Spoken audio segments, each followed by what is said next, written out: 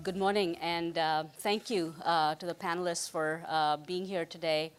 And as Anne mentioned in in the previous her speech and her Q&A, active management between the fee pressures and between many of the pressures that we've seen coursing through the industry, there is an epic shift going on in active management. And one statistic to sort of highlight how much things have changed came last month when assets in passive equity US funds overtook assets in active equity funds for the first time. And it's sort of a prophetic shift because all active assets are set to be eclipsed by passive funds by 2021. So with that, I was just going to actually turn to Paul given that Vanguard has been a beneficiary of this shift into passive. I was hoping to get your views, Paul, on what changed in the past decade and what really swung the pendulum in favor of passive funds in recent years.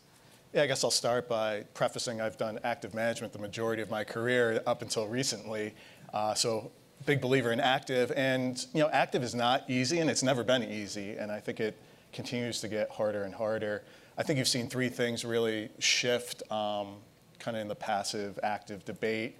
One being just the poor performance of active that we've seen around the globe, right? Has people much more sensitive to the funds that they pick and the managers they select. The second thing is the adoption of ETFs. All right, we haven't seen a wide uptake of active ETFs yet, and I think that's been a big shift in the market. And lastly, and probably most importantly, is just this drive, as you mentioned, to lower fees and lower costs, and people just being sensitive to what they're paying for. And you've seen a shift down both in active and in passive to lower fees, which is great for investors at the end. So how are active managers adapting in this new environment? Sonja, did you want to give a sense for how active managers are doing this? I think it's worth probably before I do that to add obviously to the observation that Paul just made that we should not forget that the beta trade has been incredibly successful over the past 10 years. And I think asset allocation has never been that easy than it has been over the past 10 years, which obviously has been part of the underperformance you've just highlighted. But it is worth understanding at least what were the main drivers behind it, because in doing so, we might have an inkling how active managers can adapt. And obviously what I'm referring to is central banks' activity and the support of liquidity that has helped a normal balanced portfolio to deliver double-digit returns over 10 years. So it has been incredibly easy, and now we can debate, I think, for hours whether this is going to continue or not. If you believe, like I do, that this might shift, or at least this will be a lot more nuanced, and that equity and obviously fixed income returns will be much harder to come by, gives you an idea that maybe the kind of balance between active passive will look slightly different going forward. And as such, for active managers, it is really to define, what kind of outcome an active strategy can deliver, and that a transparent investment strategy is implemented to do so. Because if a client comes to us with a very distinct risk-return problem, normally there's a cost angle to it, which actually, again, over the past 10 years was quite easy to meet. But going forward, it will be more difficult to achieve risk, return, and the cost angle. And as such, I think it will be a much more balanced debate and a good opportunity, actually, for a redefinition of a good active strategy. And in terms of other strategies to adapt to this, as active or as predominantly active managers are companies doing things differently? Are they opening new products? Are they going into new strategies? Do you want me to deal with that one? Yeah, I think we are. I think just if I can pick up before I touch on that with Sonja's point about the intertemporal aspect of this, that investors choose strategies often with a little bit of a retrospective perspective. So So just ahead of the financial crisis, the most exciting way to make money and even the most exciting low capital way for insurers to meet liabilities was through leveraged credit type vehicles. And then you had 2008. If you had an investment strategy that survived 2008, as I did back in the day with a liquid alt strategy, that was a license to print money for a while until you lived through over a decade of quantitative easing by central banks. It's basically lifted all asset classes, and not surprisingly, people are starting to think, well, given that you can make such great returns just from being exposed to assets, why am I paying for advanced portfolio construction processes? Why am I paying for active stock selection and portfolio construction? And it's a valid question through the rear view mirror, but maybe a dangerous position to hold as we move into potentially a very different return environment. And I think the return environment has to be different, just mathematically. If you look at a 60-40 balance fund type structure, I saw some interesting piece of work in the US looking at 60-40 balance funds, just purely beta expression, 60 in equity, 40 in fixed income. They've had the highest return in excess of risk-free over a 10-year rolling period, ending about now, than they've had since the 1940s. And because bonds and equities have offset each other, the information ratio is also at the highest it's been since the 1940s. So people in simple strategies have had a fabulous experience. So it's not surprisingly that's reinforcing the behaviour. My view is that those of us that believe in good, solid portfolio construction, worrying about counterfactuals, worrying about what the future might look like, will find ourselves back in fashion again at some point. Having said that, I think what is happening in the world is if you've got an investment process that is can be replicated by an algorithm, anything that is really simple. So it's not just passive, it's also some aspects of active where secretly perhaps you've had some factors in there like maybe systematically holding more credit risk than the benchmark you're measured against. You're being found out. So it is the end of bad active. And I actually think that if you look at any process, it was interesting, Charles Schwab charging nothing for trading. Any process that is simple, basic, seen as vanilla, you really struggle to get paid for now. I think finally, before I sort of end, is that if you look at the fee take across our industry, despite the massive increase in passive over the last decade, I think the fee take's gone from 5% to 8% of the total take. So the victory of passive, I would argue, is somewhat Pyrrhic. They've got a load of flows. They're under more fee pressure than probably good active.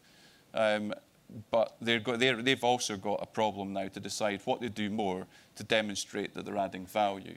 And just to throw, I'll let others talk, but I think ESG is perhaps one area where passive can go so far, but lacks the teeth to actually take action against bad behaviour. And that's where I think active managers have an advantage. And I'll stop because I've talked for a long time. Sonja, as regards to the ESG part of the equation, I mean, how are active managers adding value, and how does one really kind of get away from the gimmickry aspect and the faddish aspect of ESG at this point in time, with kind of convincing clients that you can actually make a difference? I think we have to take a step back, because I think we all agree that ESG at this stage is still in its evolutionary stage. I think we have to agree that the data quality and actually the definition of what we're measuring, what the outcomes are that we actually are targeting, is not well defined. That is very important to understand, and this is why quite naturally what you do find is clients coming to us and say, can you produce something that looks and feels like the MSCI World but does good in terms of the carbon emissions? So you see that there is still the lack of clarity whether ESG can actually add alpha to your investment process. And as such, the commercial aspect for the time being really sits at the passive end, because this is where you can have a tilting mechanism to establish that. Yet, if you think about The responsibility of the industry, and this is what increasingly, obviously, regulators and policymakers alike are pushing towards us, is you are part of the journey. You are the capital intermediaries, and you have to be part of a good capital allocation process to achieve the desired outcomes that have the positive externalities for society. Now, these are grand words, and as you know, this is a real revolution in the context of how we think about the existing pool of money that we are managing. And this is why there is obviously the idea of corporate governance. How are you voting? Are you really picking up your responsibility with regards to how you engage with companies?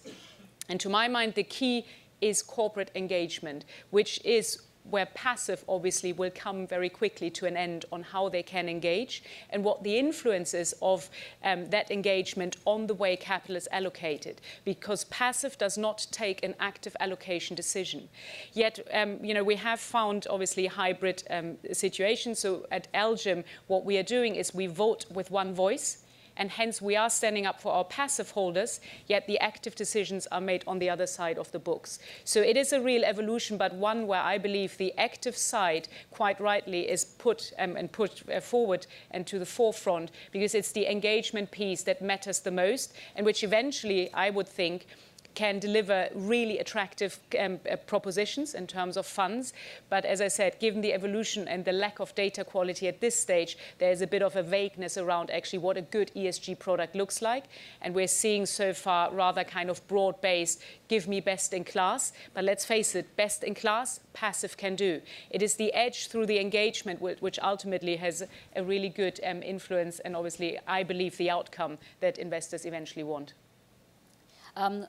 One of the questions that come up very often in the context of active management is, are active managers delivering returns after fees? And, are they worth their fees?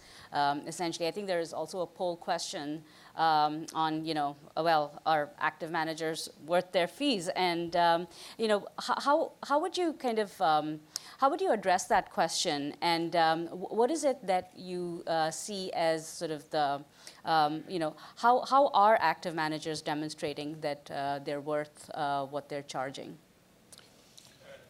Well, I'll jump in, and I think the ones that continue to lower costs because they realize that cost cuts into their return at the end of the day, right? And they understand that, depending on what type of alpha they're willing to promise to investors, that starting from a better starting point just helps them at the end of the day. And I think the other unique aspect between active and indexing is transaction costs, right? And active managers don't have to trade as much as indexers do. And we've seen a decline in transaction costs, especially in the fixed income markets over the last number of years, and that should help active managers as well. And I think that whole picture is really what you should look for as far as value. And I think other elements of the process, whether it's with regards to technology or big data or AI, quant, can also help an active manager in those situations. And you just look at the fixed income markets, and with negative yields right now, active managers don't have to buy negative yields. Now, we've seen negative yields go even more negative, so passive continues to do well there. But that's another added element. Yeah.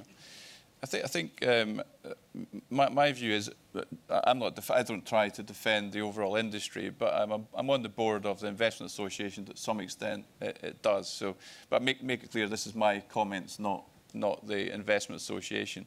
But they did some work looking at if you look at the average active manager, just the average fund, they don't add value after fees. But there's a very competitive market out there, and bad managers tend not to hang on to money.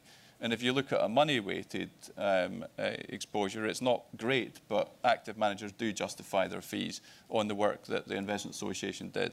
And that's because successful managers tend to be able to attract a bigger fee pot. So I don't think active management needs to hang its head in shame.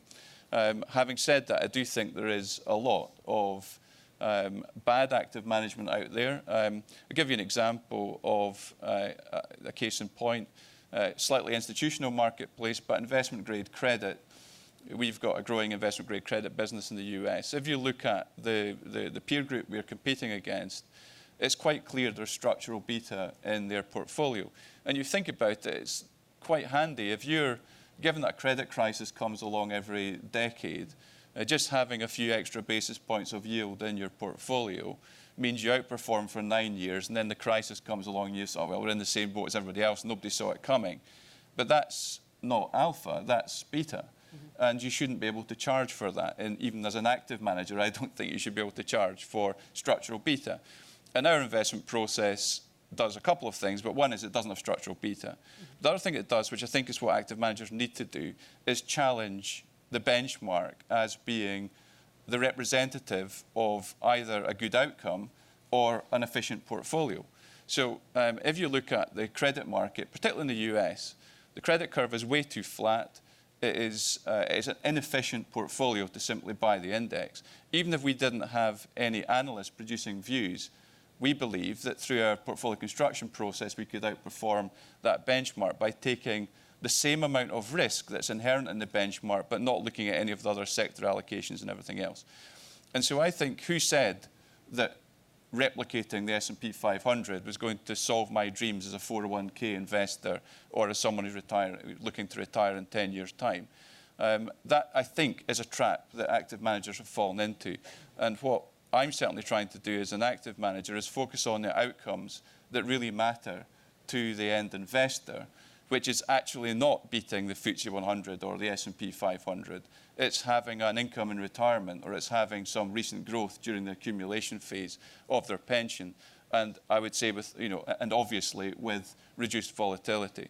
So I've seen reports by people that should know better talking about passive, and they say it's simple. In a sense, it is simple, although it's got quite complex outcomes, but it's simple. People know what they're getting. It's cheap. Yes, it's cheap. They say it's low risk. It is not low risk. It's got exactly the same risk as an active index. And so that's where I think the biggest misunderstanding of passive is, and the market hasn't called it out yet, but it's going to happen at some point. We've got, in terms of, if you look at the UK market for a moment, the vast majority of the lowest quartile by wealth are being swept into workplace pension plans that are invested entirely in passive. We're going to have a situation where they lose 25% of their wealth at some point, and I'll be interested in the political reaction to that. Well, to your point, very recently, Michael Burry did liken the, a bubble in passive funds to the CLO bubble ahead of the 2008 financial crisis. And to your point, Euan, I mean, we have lived through a decade of a QE environment where passive funds have really benefited from rising tide, really lifting all boats. So I'm curious as to the panel's views. What will happen when, in the next cycle with elevated volatility and, we don't know what's going to happen in the markets, but how have passive funds ever been tested in a market that hasn't been as good for the markets? I think we have to be very careful how we use the word bubble, because we tend, only because things are going up in a straight line, we call it a bubble. But I think we all know that there's clear definition, and I think we have to be very mindful as well that we tend to generalize, and we always call it passive versus active. There's great nuances in terms of performance differentials, success of passive, success of active in various market scenarios. And there is sufficient evidence now that there is some markets where passive has never had the same success as active. If you look at the Chinese stock market, then it's clear that passive would never have been able to achieve what active managers have done over the past 10 years. Yet we tend to have this universal idea of active versus passive. So again, I would hope that we can have a much more nuanced debate on where it works best, i.e. active and passive, because it's not one versus the other. It's the best combination of the two in one asset allocation. Now, a bubble, as we know, is a discount disconnect from fundamentals. So you could argue, yes, we had to have massive inflows into passive, but is it a disconnect from fundamentals only because savers are investing their money? I don't think so. The more important point is what you said later around liquidity. And that's likewise potentially an issue for active and passive. And let's face it, particularly the dramatic explosion in corporate bonds has not been tested in a downturn. So we are facing, obviously, a tremendous increase in the overall volume. We know as well that particular BBB has seen a massive increase, and that leaves investment-grade indices at the lowest quality in history, and we have not tested a normal default cycle and whether there's sufficient liquidity to pick up the fallen angels from the high yield space.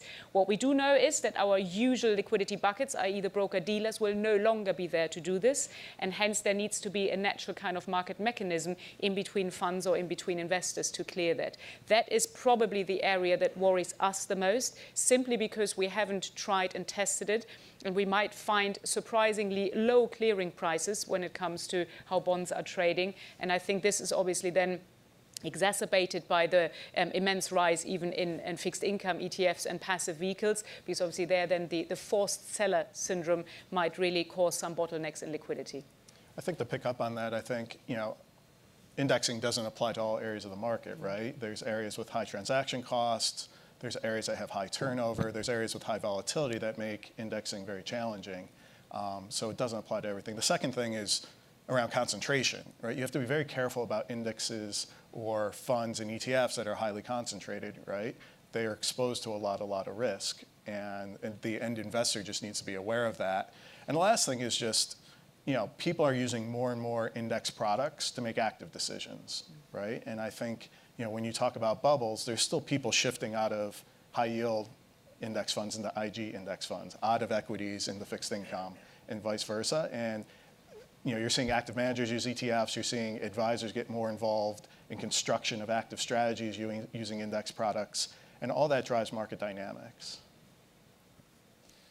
I don't think passive has created the bubble. I think if anything, QE has created the bubble in the lowest risk assets, and that has definitely, anybody that's been foolhardy enough to write a pension liability or a pension or an insurance promise over the last 25, 30 years has got to make follow-on investments, which has driven down interest rates to a level that I would argue they don't make a lot of economic sense for someone who isn't a liability hedger. That's benefited active as well as passive managers. Our asset bases have all gone up. We collect ad valorem fees. So we're all winners from the fact that the asset prices have gone up. I think I would also kind of mention that because the biggest part of the return has been beta, that's favoured an allocation to passive. But I actually think that to some extent, at least the passive investments, they are in the liquid arena. They're able to be challenged by active managers. So if active managers disagree with what's happening, they can take a view against it. Possibly the biggest bubble is actually in the private markets, and I speak as someone who's got a big real asset business, but where I thought it was most extreme was in all of these unicorns that were changing hands between private equity managers as they come into this full scrutiny of the public markets. They're maybe still unicorns, but they're not the multiple unicorns that they were claiming to be when they were in private equity hands. So I think that passive has served to shine a light on what is genuine good capital allocation and genuinely good active management. That light hasn't necessarily been shone in some other areas, and that's where you're more likely to find bubbles, in my view. Before we turn things over to kind of address some questions from the audience, I would just like to pull up the results of our poll that we did earlier on our active managers worth their fees. And I'm not sure where that is, but at last count, it looked like about 63% of our audience here thought that active managers were not worth their fees, with 37 voting yes. With that kind of, as sort of a segue into our my final question to the panel, is like, what is sort of the natural conclusion, or what is sort of the future for active management? And I know, Sonja, you've said we cannot look at it as a binary active versus passive world.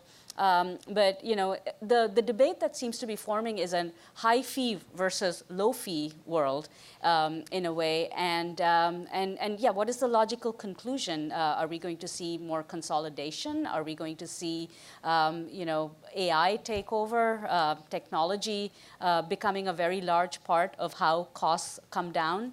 Just throwing it open to the panel. If I may start. So I still don't think it's just a high cost versus low cost. I think we have to acknowledge that the industry overall has not been the most innovative, looking at itself. We're incredibly good thinking about disruption in other sectors, but we're incredibly bad thinking about disruption in our own industry. And as such, we're coming obviously to a phase and a time where there has been a lot more regulatory scrutiny. There's a lot more transparency, and there's a shift in investor demands. And that, combined with the complexity that we're facing in the market environment, naturally leads to a refocusing and reconsideration on how we can deliver the best outcome and the best solution to clients. That has to be, first and foremost, more efficient.